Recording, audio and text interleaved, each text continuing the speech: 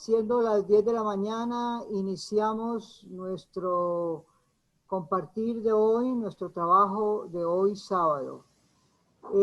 Bienvenidas a todas a esta cátedra de espiritualidad y teología que estamos desarrollando a lo largo del semestre.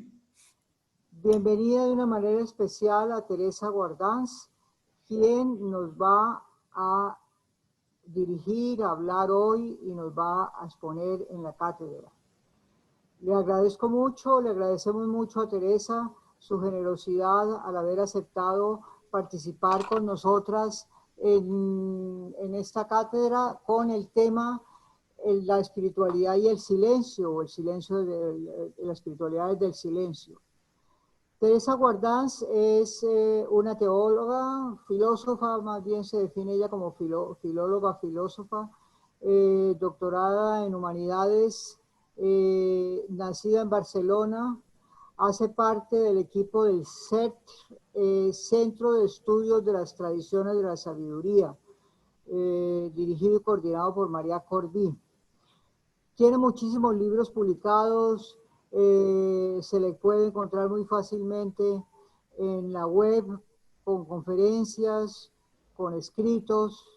Desafortunadamente casi todo está en catalán, no está traducido al español. Por ejemplo, un libro que a mí me encantaría que estuviera traducido, El saber marginal, la otra cara del conocimiento, publicado en 1997, pero no lo he encontrado en español. En español tenemos La verdad del silencio por los caminos del asombro, publicado por Herder en el 2009.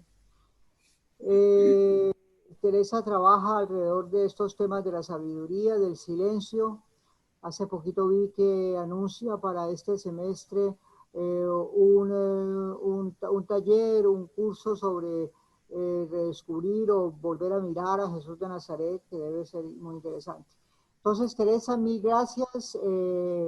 Bienvenida a la Casa Cultural Tejiendo Sororidades y a esta cátedra que estamos desarrollando este semestre, y tiene la palabra. Gracias por la invitación. Bueno, aquí estoy, espero que podamos oírnos bien. Si hay algún problema de sonido, así me lo dicen, ¿vale? Porque estoy en una conexión un poco precaria, pero espero que todo funcione. Y bueno, ya aquí estoy. Sí, ¿me presentaba como teóloga? No.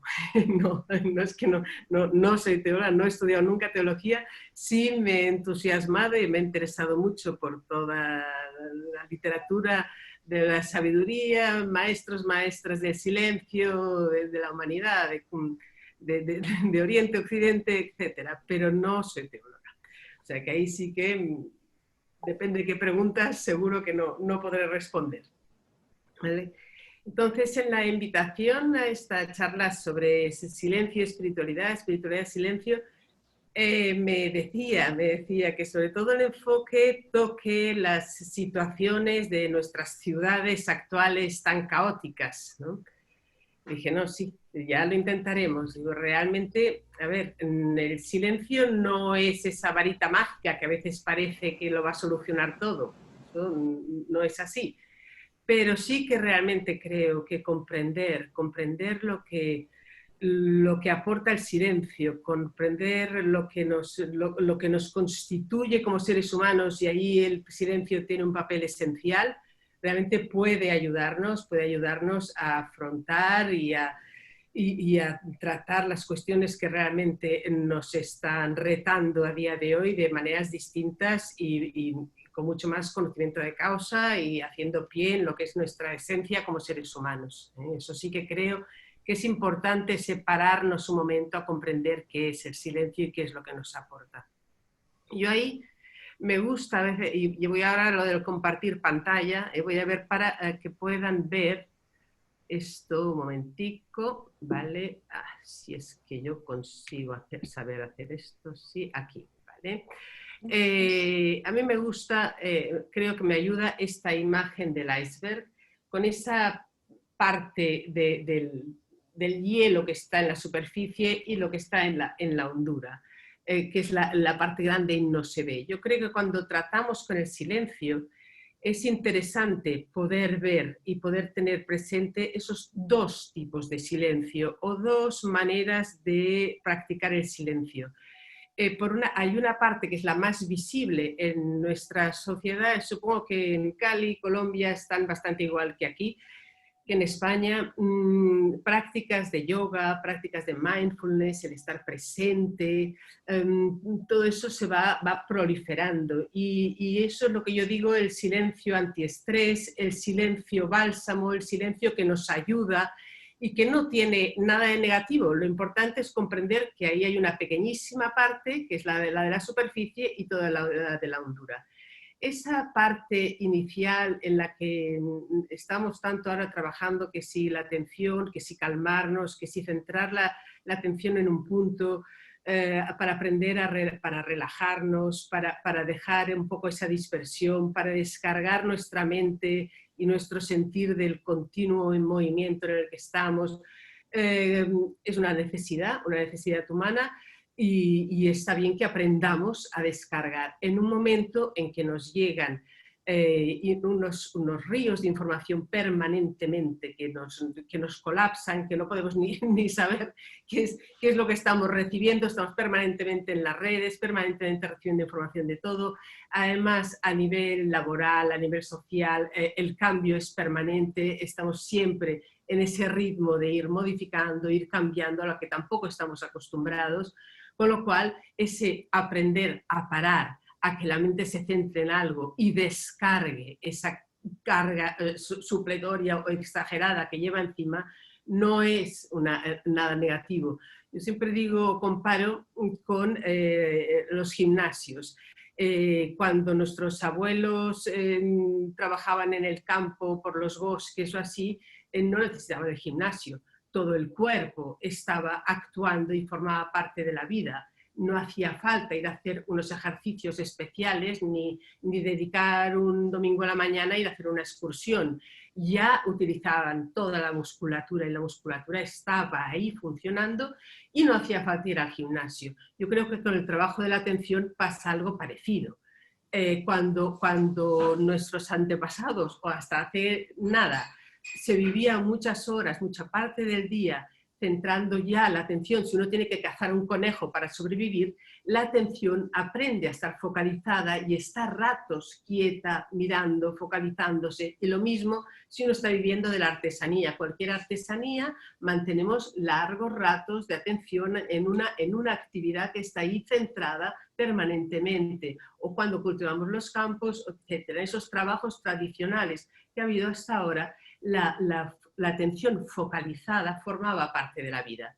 Esa atención focalizada nos permite, por una parte, descargar la mente de un continuo río de informaciones, pero además nos ofrece muchísimo más a la hora de comprender y entender la realidad. Entonces ahí será todo ese fondo del iceberg que creo que vale la pena que nos paremos y veamos entonces qué es lo que aporta el silencio, esa atención que sabe abrirse a la realidad, estar focalizada en algo, atender, no estar proyectando lo que ya sabemos, sino recibiendo lo que aquí hay. Ahí es donde podríamos ya hablar de silencio de espiritualidad, silencio de interioridad, que es lo que nos aporta ese silencio a la hora realmente de abrirnos a lo que aquí hay y a la realidad. ¿Vale? Por eso yo distingo, digo, no pienso que ese silencio mindfulness, ese silencio yoga sea una huida, es una necesidad como podían ser los gimnasios, como son los gimnasios para trabajar el cuerpo, nos sirve para descargar la mente, desestresarla y aprender realmente pues, a focalizarla en algo. Ahora ya no forma parte de la vida, ahora lo hacemos de alguna manera artificial, pues bienvenidos sean los ejercicios que nos ayuden a eso. Pero no pensemos que eso es todo. Hay un silencio que realmente nos constituye desde lo más hondo nuestro y es el que voy a enfocar más hoy. Ahí es donde me voy a quedar más, ¿no? Entonces, a mí, también en esa misma línea de distinguir los dos aspectos, también creo que me ayuda pensar como que en nuestro interior, nuestro ser es esa habitación con un aparato de televisor encendido a todas horas, con canales, con ruido, películas de tiros, de movimiento, de tal, que nos van proyectando y a veces saltamos de un canal a otro sin ya ni darnos cuenta, ¿vale? Eso sería como nuestro interior funcionando con todos esos ruidos, ¿no? Si conseguimos, si logramos sintonizar un canal que nos calma y quedarnos atentos ahí, bajando otros ruidos, etcétera, eso sería el silencio superficie, ¿vale? El de la parte de arriba otra vez. Pero el silencio del que hablo como silencio espiritualidad, el silencio ese que nos constituye, no es el de bajar el volumen o quedarnos en un canal tranquilo. Es el silencio que permite que nuestra atención no esté totalmente invadida por nuestras propias palabras y que bajando ese volumen de nuestras propias palabras, de nuestros propios canales, podamos de alguna manera enterarnos de que la habitación, de que la vida, de que la realidad no acaba en esa pantalla y ese canal que tengo yo delante. Normalmente estamos permanentemente, si no lo trabajamos, si no lo tenemos en cuenta, si no sabemos que la habitación es más grande que lo que me da la pantalla de televisión, solo estoy viendo mi proyección en esa pantalla. A la que puedo bajar el volumen de esa pantalla, a la que puedo percibir qué más hay alrededor mío, es cuando me permite ese silencio, que es lo que hablaremos del silencio del yo, ese silencio del yo me permite entonces atender a la realidad que hay ahí, no a la que yo estoy proyectando, sino a la que aquí hay y ahí se muestra. ¿Vale? Entonces ese sería el silencio, la base de silencio y espiritualidad o interioridad o silencio y cualidad humana, lo podemos llamar de muchas maneras. Es la vía, en lo que nos permite, lo que nos abre a esa posibilidad nuestra.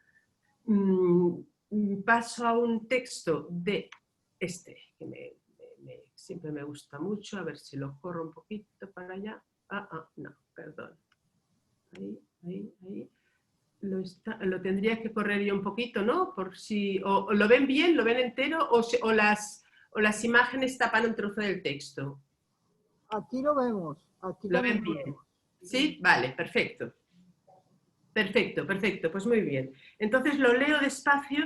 Es un texto de Cristina Kaufmann, carmelita, y yo creo que es, bueno, que nos sitúa muy bien, ¿no? Dice, el silencio viene a ser la madre, el útero de la persona, ya que solo desde él recibe vida, que es comunicación. Desde ahí se cobra o recobra una aptitud de percibir el mensaje de todo lo que le rodea. Su mirada y su oído se hacen permeables al silencio sonoro de la naturaleza, llevada a su más alta expresión en el hermano. Así descubre el ritmo entre silencio y palabra, entre soledad y comunión, en el universo donde ella existe, donde esa persona existe, y en el universo que ella misma es. Creo que en el texto ya apunta a los elementos esenciales que querría yo subrayar en esta charla. Esa posibilidad de recobrar o de cobrar, o sea, de recuperar nuestra capacidad de percibir el mensaje, lo que aquí se está diciendo, lo que aquí se está mostrando, no lo que nosotros proyectamos. ¿Qué es lo que ahí se muestra? Y eso que se muestra en todo y también en los seres humanos, en los hermanos que tenemos alrededor, ¿no? Y cercanos. Ahí descubrimos, al descubrir esa hondura nuestra de silencio, de capacidad de escucha, de capacidad de atención, de percepción de la realidad, ahí percibimos el doble juego, el doble nivel, lo que nos aporta la palabra, lo que nos aporta el silencio. Son dos vías complementarias de relacionarnos con la realidad. Y descubriendo esa parte silenciosa que nos abre a lo que aquí hay, es donde se produce esa experiencia honda de comunión con el universo en el que existimos, pero ese universo que nosotras mismos somos. Eso que nosotros mismos somos.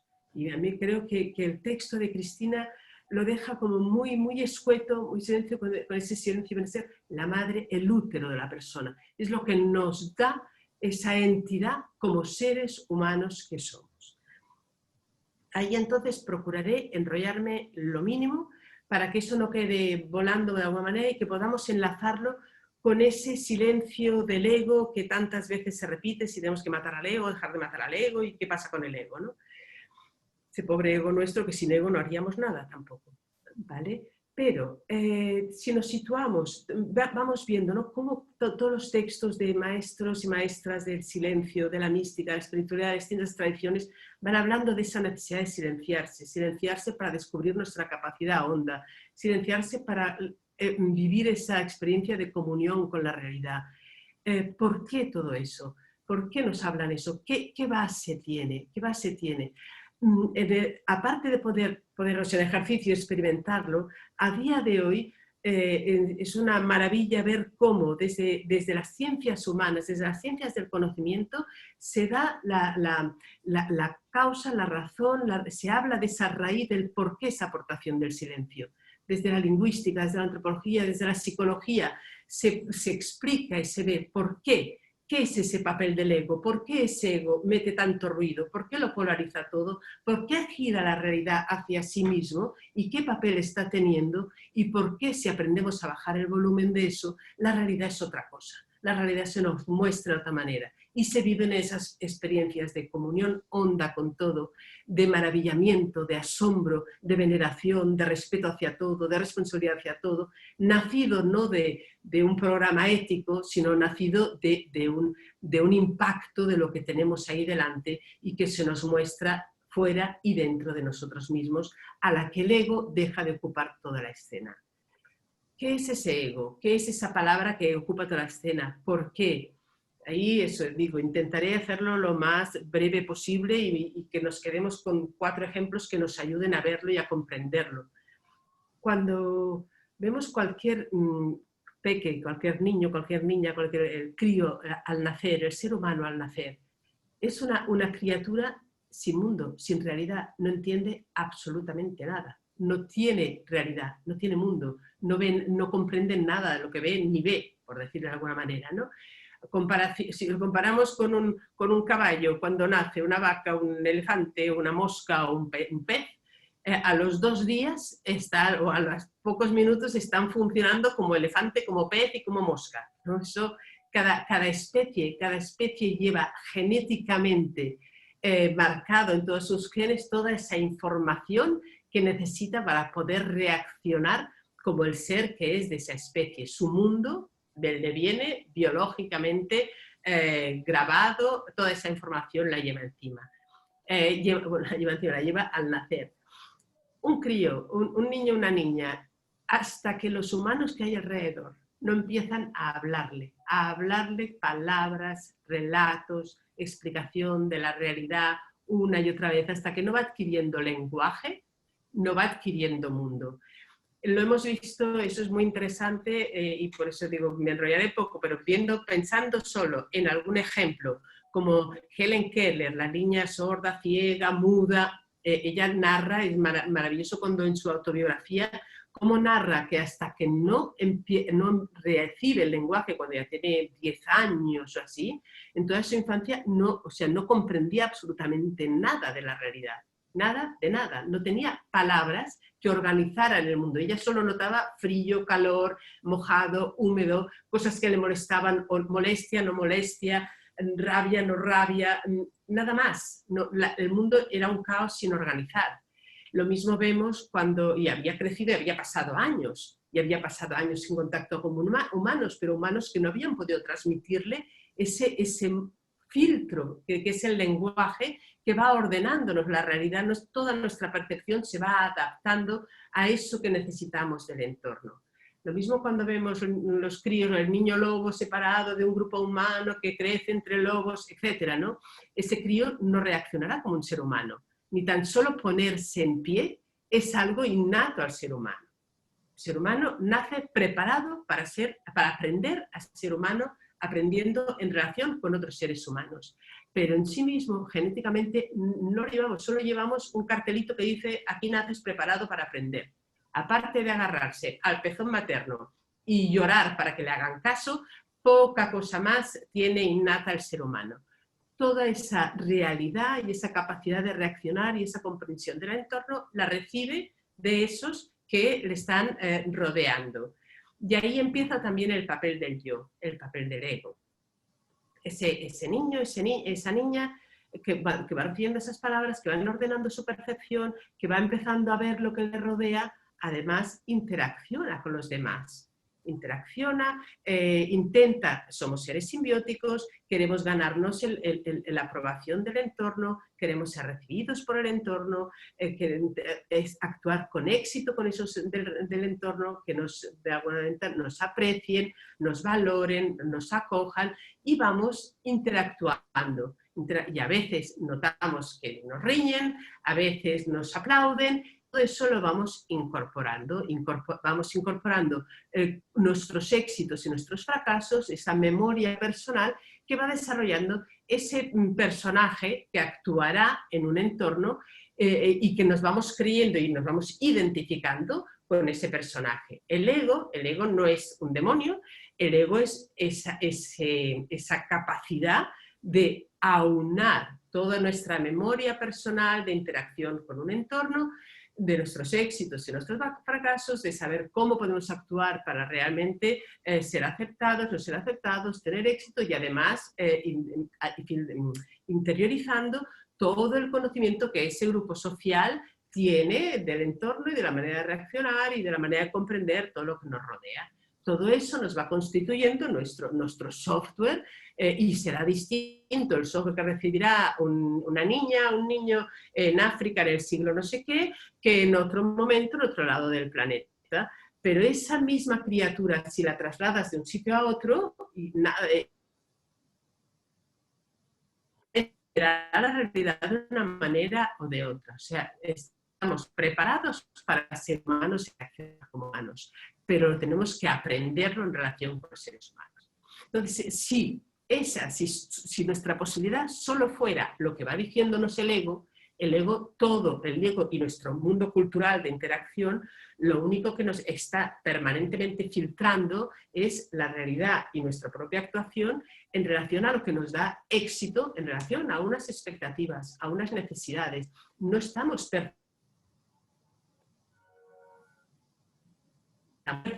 una filtración en función de lo que necesitamos, en función de lo que deseamos, en función de nuestras expectativas. Y se va. Sí, sí. A ver, Teresa se ha congelado.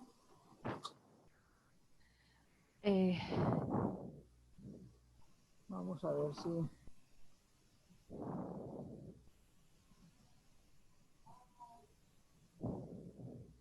¿Recuperé ahí? Sí, ahora volvió, sí. Ahora sí, ya volviste.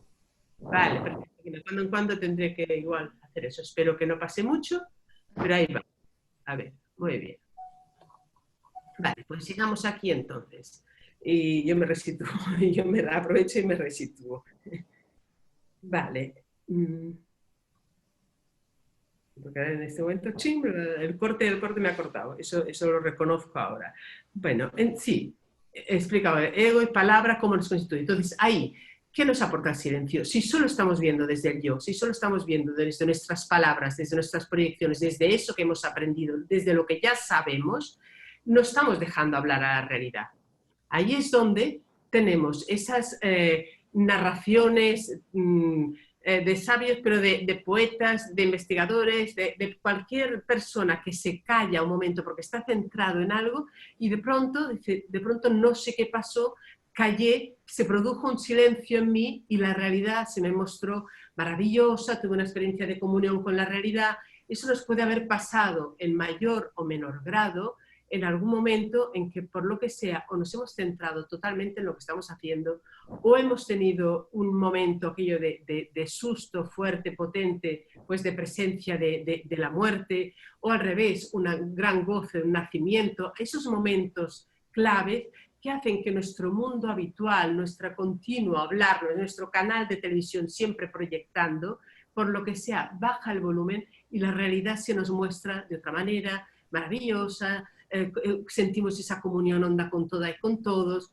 Eso de una manera u otra lo hemos experimentado en mayor o menor grado. Y ahí tenemos esos relatos, llevo uno por ahí, pero que tampoco, no sé si ahora no lo leeré todo, pero Jane Goodall, la primatóloga, esa que estuvo muchos años estudiando chimpancés en África, entonces tiene una narración preciosa explicando eso, que a cabo de horas y horas están con chimpancés, un buen día, o sea, observando, hay un momento en que el mundo se le para y siente ese profundo respeto por todo, y entonces dices que se dio cuenta que hay como la posibilidad, tenemos esa posibilidad como de ver desde más de una ventana. Por un lado está la ventana que le ha ofrecido durante años la ciencia, por lo que ha aprendido infinidad de cosas, le permite interpretar el entorno, etc.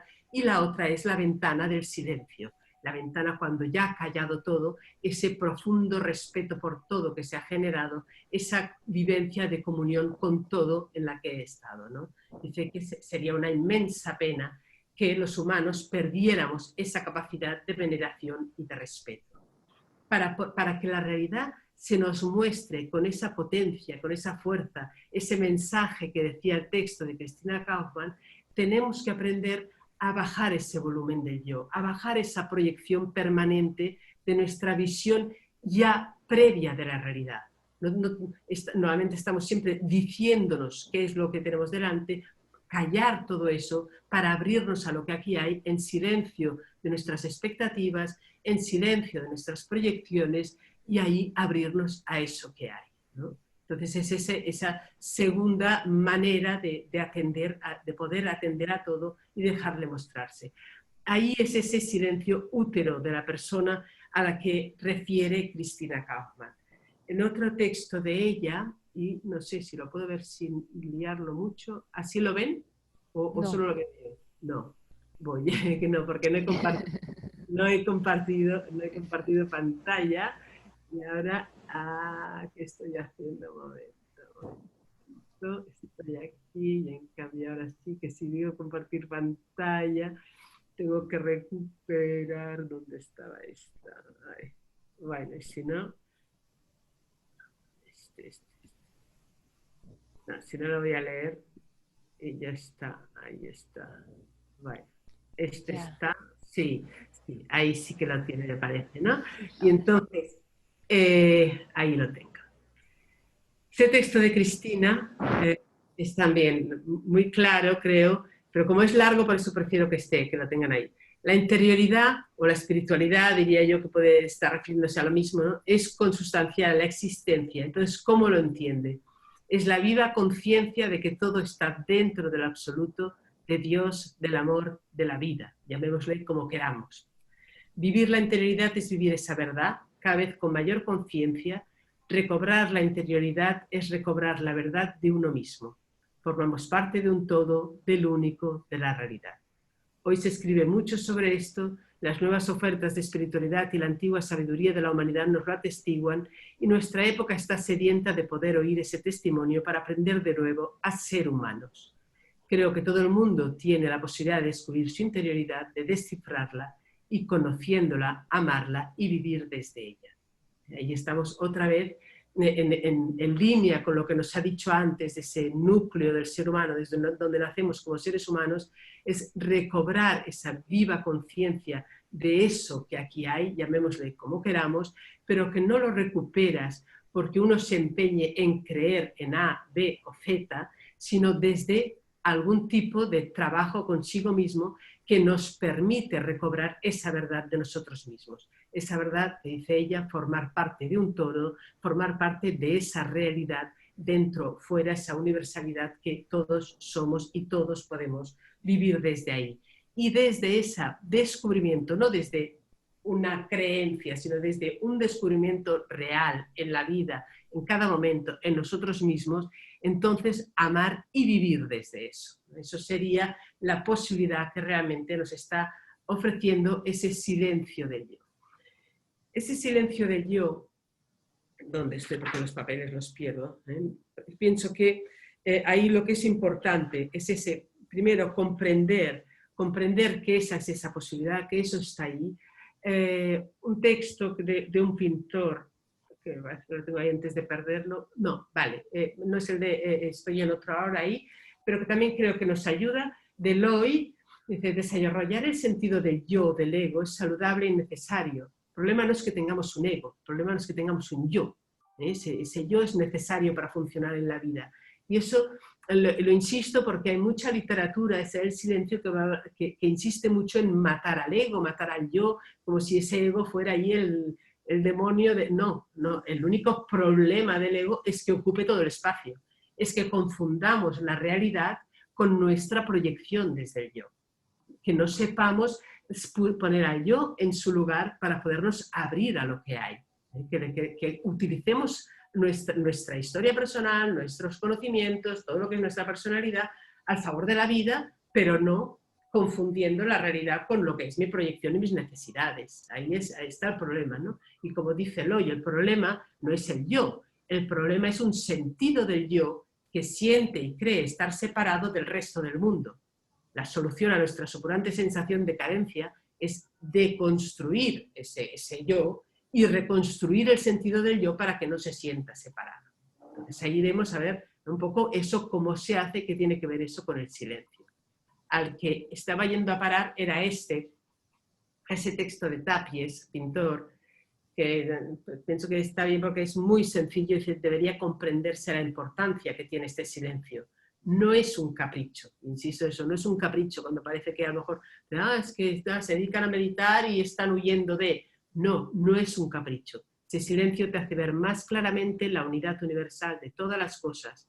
Se estimula un espíritu más comprensivo y solidario entre los seres humanos y con la naturaleza. Y eso no es un decir, eso es una verdad como un templo.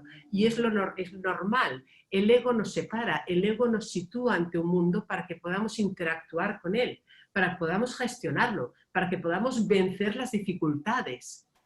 Pero falta la otra parte humana, la parte que nos permite valorar, sentir lo que la realidad nos muestra. Sentir el valor que las cosas tienen, sentir lo que ahí hay, no el uso que yo hago de ellas, que es lo que me da el ego.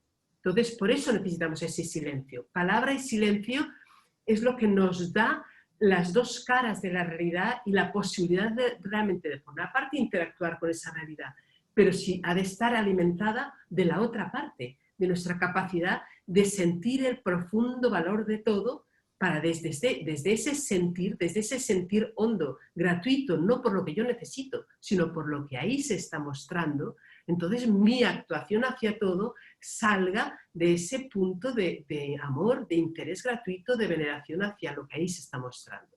Y ahí es lo que, todas esas palabras que nos van hablando de ese sentido de maravilla ante todo, de veneración por todo, no son discos a partir de unas creencias, de un algo que se esté uno pensando, de una filosofía. Es fruto de una experiencia, pero una experiencia que tenemos que facilitarla, que no podemos esperar que suene la flauta por casualidad.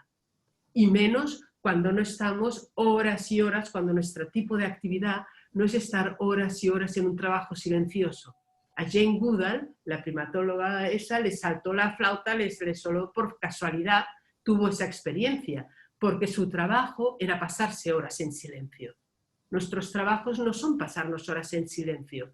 Por tanto, introducimos de maneras algo artificiales al principio esas posibilidades de silenciarnos, o realmente difícilmente podemos darnos cuenta de qué es lo que está latiendo en nuestra hondura y en la hondura de todo. Ahí es donde nos puede servir mucho estas palabras de Corbí. Si me salta ahí, sí, para que las pueden tener ahí, cuando dice, ¿no? Entonces sí se aprende, y resume un poco todo lo que les vengo diciendo. Si se aprende a callar, es para poder estar totalmente alertas, sintiendo y vibrando, atestiguando lo que ahí hay. Se calla para apartar la pantalla que modela y diseña todo lo que nos rodea y a nuestras propias vidas en función de las necesidades. Esa primera parte, esa modelación, es el papel que hace el ego. Necesario, sí, pero no la de invadir todo. Aprendemos a callar para poder ver. Si callamos es para tocar, para ver, para sentir y comprender en concreto y directamente, sin los filtros que marcan nuestra necesidad. Si callamos es para sentir con nuestra carne, para palpar con la totalidad de nuestras entrañas y con lo más potente de nuestra mente, eso ahora, aquí, en concreto. Y en ese tocar y palpar desde el silencio es cuando la realidad puede mostrarse como misteriosa, como ese absoluto, como esa vida, como ese ser todo al que hacía referencia Cristina. No desde nuestra filtración por unas necesidades, sino es desde nuestro silencio, donde nace esa veneración por todo, maravilla por todo, respeto hacia todo, interés por todo, desde pura gratuidad ya, porque todo realmente nos supera, ¿no? Ahora, eso, ¿cómo? ¿Cómo íbamos a ir a los cómo para ir a algo concreto? Yo pienso los cómo. Todo eso, el silencio no es que no haya ruidos, el silencio no es que no hayamos coches, el silencio no es que no haya gente por las calles, el silencio no es irnos a una montaña. Silencio sí tenemos, como decía antes, si en nuestra vida cotidiana no hay momentos de realmente estarnos ratos focalizando la atención, sí que tendremos que hacer algo para aprender a que nuestra atención pare, que nuestra atención pueda focalizarse en algo. Haremos algún tipo de práctica, sea atendiendo a la respiración, atendiendo al andar, escuchando música, mirando la naturaleza, cualquier tipo de práctica que nos ayude. Eso a cada edad lo suyo, pero ese trabajo con la atención, igual como nos hace falta a día de hoy trabajar la musculatura, de maneras artificiales, si uno se pasa todo el día sentado en una silla mirando una pantalla, tendrá que hacer de manera artificial un movimiento con el cuerpo. Pues lo mismo, si nuestra atención está todo el día dispersa, de alguna manera artificial, tendrá que introducir prácticas de atención. Si ahora estuviéramos hablando con un grupo de maestros y maestras de cara a las escuelas, estaríamos hablando de juegos de atención con los peques desde las edades más tempranas, la importancia que tienen todos los juegos en los que se practica la atención continua a las cosas para incorporar esa capacidad que ahora ya de alguna manera queda en segundo término porque no la necesitamos, pero en cambio es esencial para poder oír y atender lo que ahí hay. Eso está ahí, ¿no? Entonces, esa parte de cara a la atención es una, que creo que en este momento pues es como un punto extra o más a más, pero en el resto ha sido toda la historia de la humanidad igual. Y ahí tenemos maestros y maestras del silencio de todas las tradiciones culturales, todas las civilizaciones han explorado cómo se trabaja ese silencio del yo. Y ese silencio del yo se trabaja desde todo lo que somos, como yo y como ser humanos que somos, que es, si lo resumimos, mente, una mente que piensa, que atiende, que razona, que tal, mente, sentir, acción. Son nuestros tres elementos ahí permanentemente interactuando con todo. Normalmente esa capacidad nuestra de pensar, de sentir y de actuar, tres elementos como siempre están ahí como inseparables en nuestra actividad en relación a los demás y en relación al mundo, si no hacemos nada, están gestionados única y exclusivamente por el ego, por el yo, por el mundo de nuestras necesidades. Si en cambio vamos trabajando en ese nivel de silenciamiento, quiere decir que de alguna manera vamos introduciendo maneras de trabajar con o practicar o poner en acción a nuestra atención, nuestra mente más allá del ego, nuestro sentir más allá del ego, nuestro actuar más allá del ego. Si lo resumimos en una palabra sería el otro más que yo misma, o el otro amar a los demás tanto como nos amamos a nosotros. Eso sería de alguna manera la síntesis, ¿no?, de esa actuación y mirada hacia todo que no está centrada en el propio interés, sino que intenta interesarse por todo y por todos. De esa manera de ir silenciando la propia mirada hacia todo. Pero eso se puede ir como desmenuzando, concretando y mirando, ¿no? Desde lo que es la mente, esa posibilidad de meditar, de seguir pequeños textos, sobre todo inicialmente de trabajar la comprensión de esa otra parte que somos, de darnos cuenta de que hay más en nosotros que las posibilidades del ego, de ese tesoro escondido, de ese campo que vale la pena, de esa perla en el campo que vale la pena venderlo todo para tener la perla, ¿no? Era otro de los textos que tenía por ahí, porque esa idea del tesoro escondido en nosotros es una idea que se va repitiendo también en distintas tradiciones y también es bello verlo. Me parece que aquí lo tenía, ¿no? En lugar de coger el texto evangélico, cogía un texto de Yoka Daishi, un autor budista del siglo VII, Dice, las gentes ignoran la joya preciosa, pero cada uno la posee profundamente escondida en su interior. Despójate por ti mismo de los andrajos que ocultan ese tesoro. Ese tesoro inestimable no se agota jamás. Por eso todos se pueden beneficiar de él sin ninguna reserva eternamente. Entonces, primero, comprendamos en nuestros ratos de silencio, de meditación, de reflexión, comprendamos esa posibilidad nuestra, comprendamos lo que aporta, lo que nos aporta cada una, lo que aporta a los demás, comprendamos que esa joya que hay ahí de ser el amor ilimitado, de ser la luz, de ser todo lo que nos van diciendo esos textos, ¿no? Que no es una manera de decir, es todo eso que hay aquí en potencia en cada uno si no confundimos nuestra vida con un papel en un escenario marcado por un yo que quiere sobrevivir a toda costa y situarse siempre por encima de los demás, ¿no? Si ese yo aprende realmente a quedarse a un lado y quiere abrir esa otra ventana que dice Jane Goodall para ver el mundo en su grandeza y vernos a nosotros mismos en todas nuestras capacidades, ¿no? Esa joya preciosa que cada uno posee y no nos damos cuenta. Y es una riqueza para nosotros, pero para todos los demás, ¿no? Es ese tesoro escondido. ¿Cómo vamos sacando a luz ese tesoro? Aquí en unas charlas no podemos ir parando. Mira, tal tradición aconseja esto, aquello. Yo digo, en resumen, el otro por delante mío, los otros interesarme por todo lo más gratuitamente posible, a todos los niveles, como podamos, ¿no? Encontramos métodos, recursos y consejos de todo tipo. Hay uno en especial quizás que a mí me ha acompañado durante años y que me gusta compartirlo, pero que es una manera más de hablar, que es como lo dice Nisargadatta, ¿no? Dice, si no nos damos cuenta, es difícil darnos cuenta de toda esa posibilidad nuestra en Honduras, ¿no?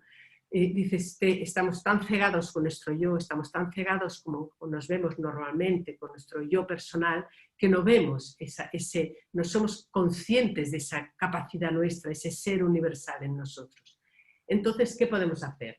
Dice Nisargadatta, pues hacer como si, ¿no? Como si sí que lo viéramos. A un príncipe que se cree un mendigo, solo se le puede convencer de un modo, que se comporte como príncipe y ver lo que sucede.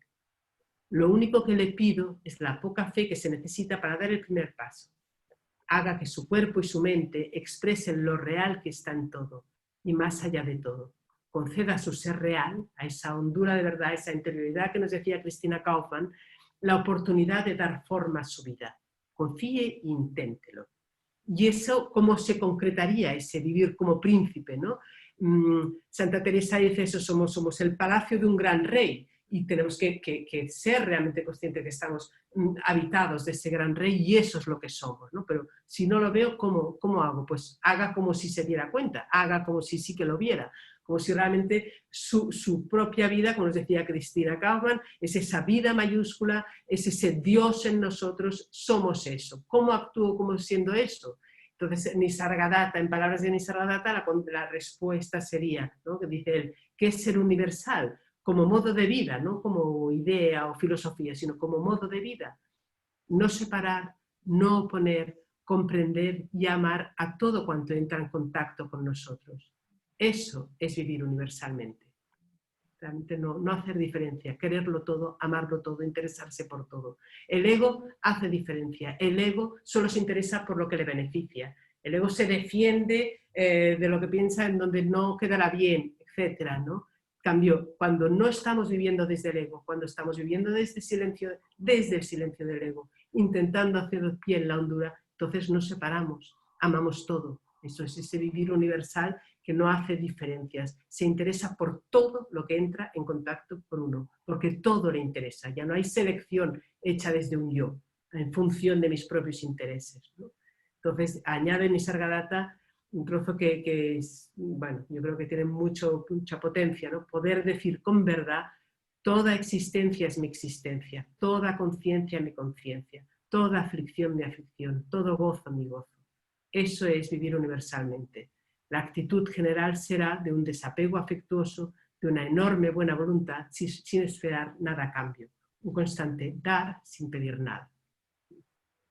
Creo que todo eso entonces sería silencio.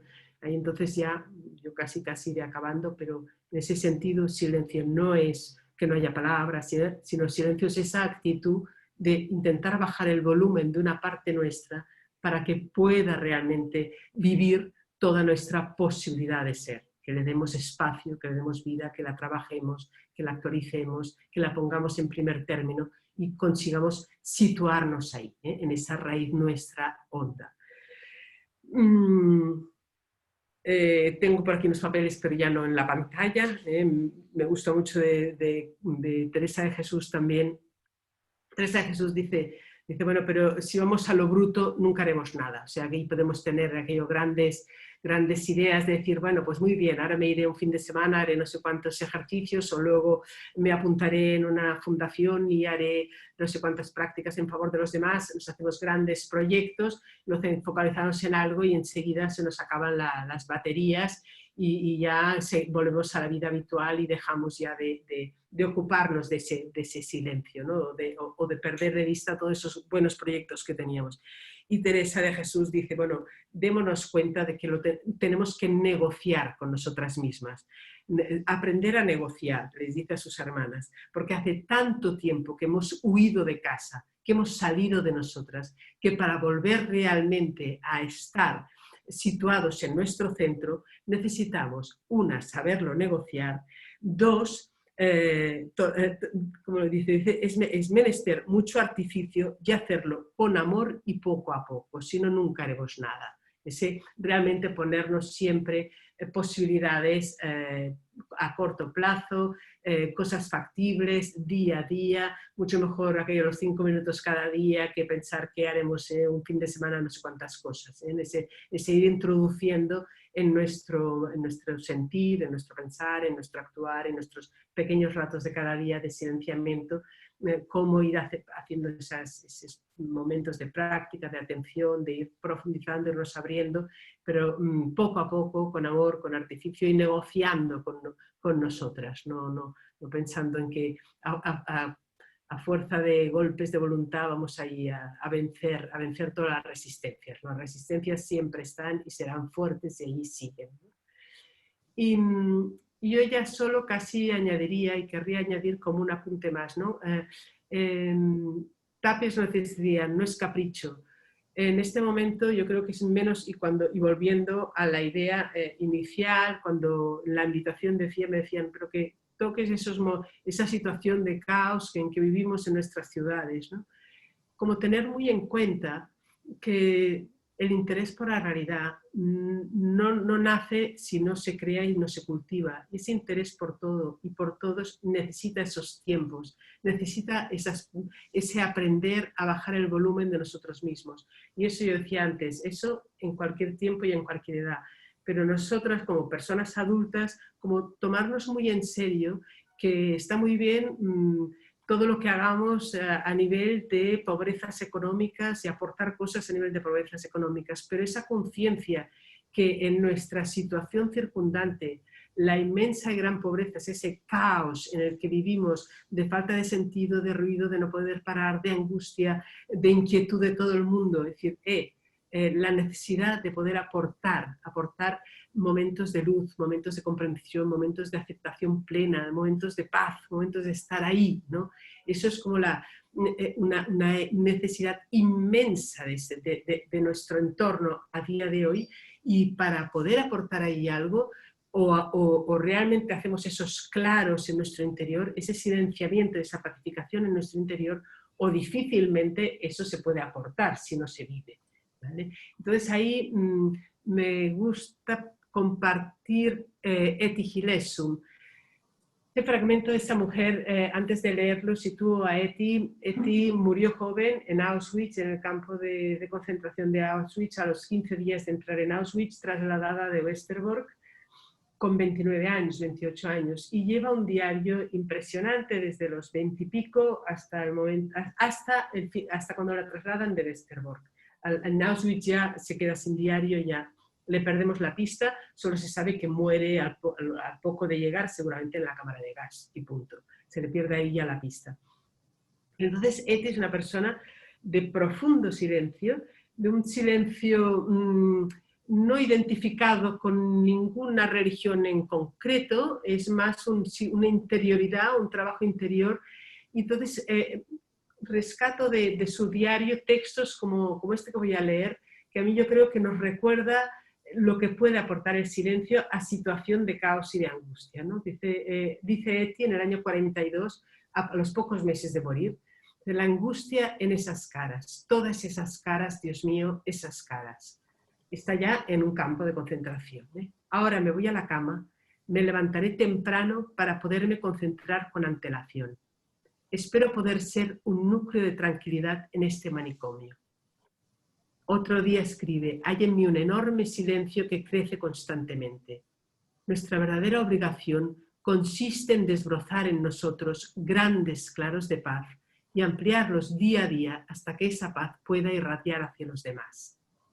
Cuando decimos, a ver, el silencio en este caos, démonos cuenta que esa aportación de esa actitud silenciosa nuestra ahí en medio es una aportación impagable, que algo está llevando ahí, ¿no? Algo está, es una capacidad de verla de otra manera, desde otro nivel, desde otra comprensión, desde una aceptación plena, no poniéndonos en guerra con nada y con nadie, sino intentando realmente transmitir y despertar ese tesoro escondido en todo y en todos, y que si no lo hacemos presente en nosotras mismas, difícilmente otro podrá encontrarlo, no se sabe cómo, ¿no? Si no tiene pistas ni momentos en los que pueda intuir que esa posibilidad está ahí, ¿no? Yo creo que acabo, casi, acabo sí, con un texto, me gusta, ya para, como conectando con el de Etty, un texto que tiene 2000 años o más de 2000 años, Bhagavad Gita del hinduismo, un guerrero en pleno campo de batalla, habla con Krishna, con la encarnación de la voz divina, y entonces Arjuna, el guerrero, pregunta ¿cómo es ese ser humano que ha alcanzado la sabiduría estable? ¿Cómo actúa? ¿Cómo habla? ¿Cómo calla? ¿Cómo se sienta? ¿No? Y Krishna responde un poco en la línea de Etty, podríamos decir, quien encuentra el silencio en su actuar y comprende que el silencio es acción, halla la luz y la paz en todas sus acciones. Es como una lámpara que arde en la quietud a resguardo de los vientos. Se ve a sí mismo en el corazón de todos los seres y a todos los seres en su corazón. Yo casi pararía ahí, como recordando, como en síntesis, nuestro yo, nuestras palabras nos describen la realidad, nos ayudan a proyectar, a gestionarlas. La otra parte de nuestra comprensión, de nuestra relación con todo, es esa necesidad de desarrollar nuestra parte silenciosa, nuestra capacidad de parar eso que proyectamos y aprender a oír, a escuchar, a sentir, a vivir, como decía Cristina, desde ese fondo silencioso, desde ese útero que nos permite reaccionar y ser como los seres humanos que somos, ¿no? Ese ser humano, esa capacidad de ser humanos que yo lo resumiría siempre como pura gratuidad, interés por todo y por todos, desde esa veneración que no se proyecta, sino es una veneración que se genera en contacto con lo que ahí hay y dejándonos pues, impactar, impregnar de eso que somos y que, como dice Cristina, en donde estamos y en lo que somos, ¿no? Que somos desde nosotros mismos. Pararía yo aquí ya para darles la voz y dejo de compartir la pantalla. Y ahí estoy. ¿Vale? Bueno, yo ahí lo... Mil gracias, Teresa, por estas iluminaciones, estas propuestas. Vamos a pasar entonces ahora a un intercambio, a un diálogo.